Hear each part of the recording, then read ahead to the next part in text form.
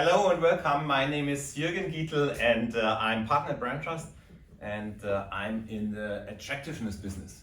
And the question for today is how could we stay relevant as a business-to-business company in the business-to-business area, or what do professional buyers really buy?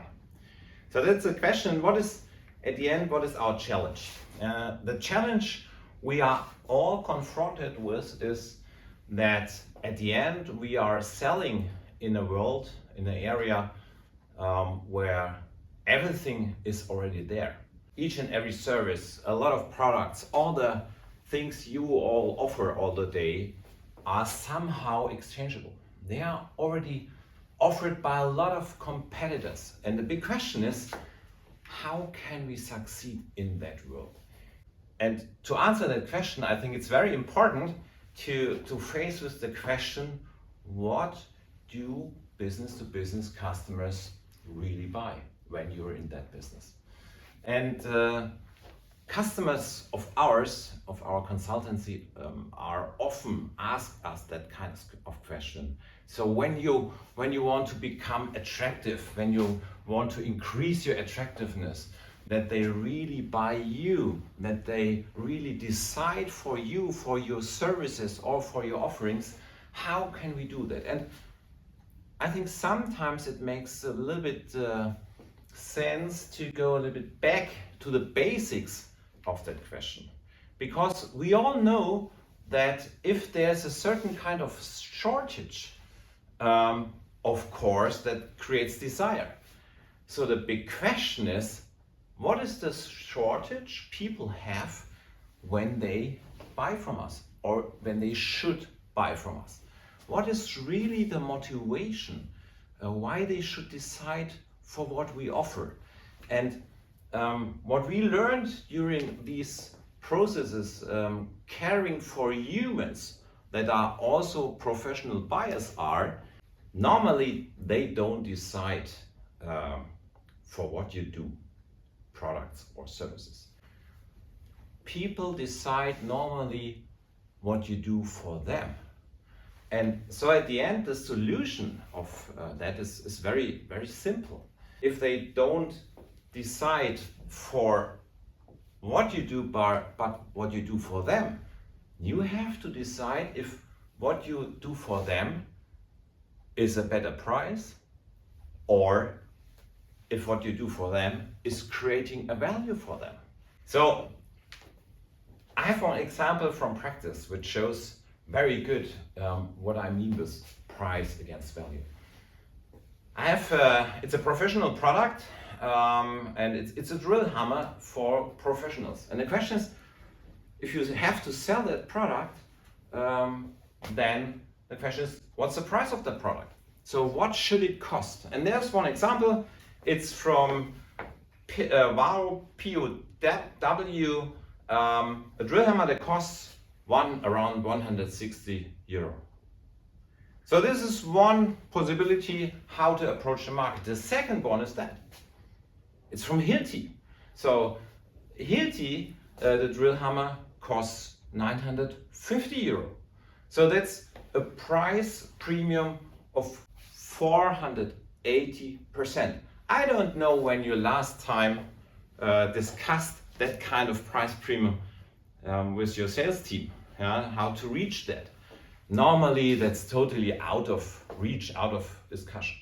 But why is it possible that Hilti creates that kind of value that people are appreciating these products from that brand with that high price?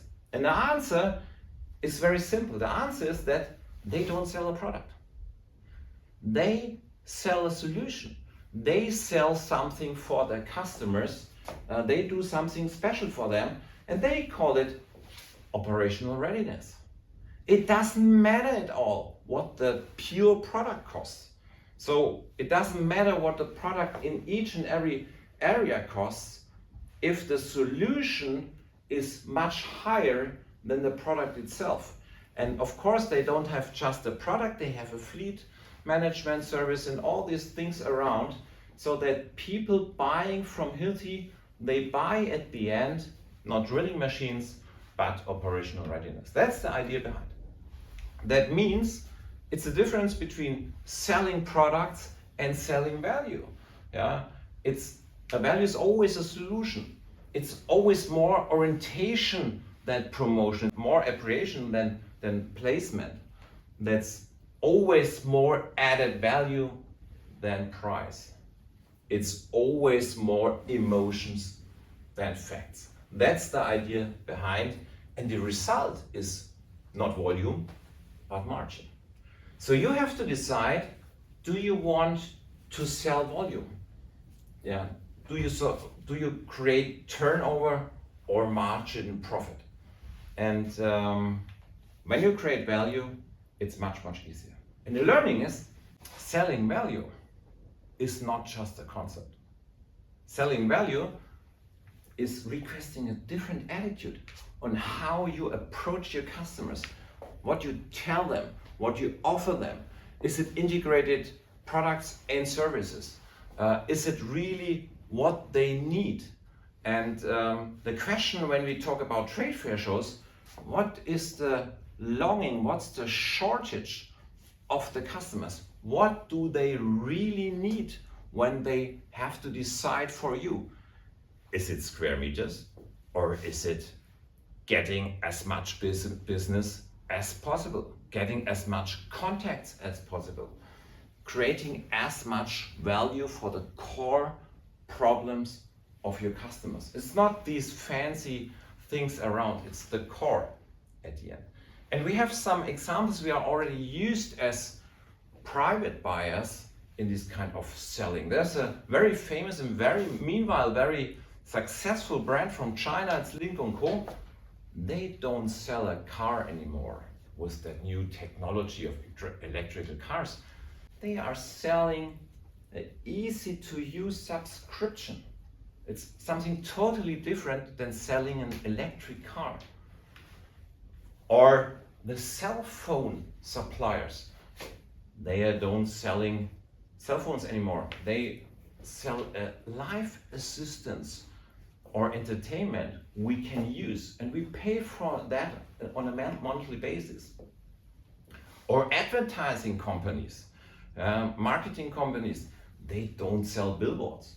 They sell a number of contacts you can reach. So all of us are somehow already used to these concepts, but in that business to business area, we are often confronted in, oh, how can we sell our products better?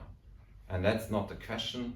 How can we create the highest value which fits on the biggest shortage and supports the highest motivation of our customer? And hopefully in your discussion, you discuss in your workshop exactly these kind of questions.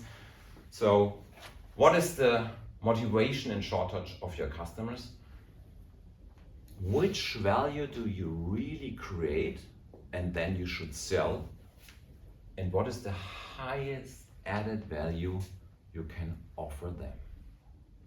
And if you can answer that, I think you are on the right track to sell offerings that the customers, the people really are longing for, really appreciate and deciding for you.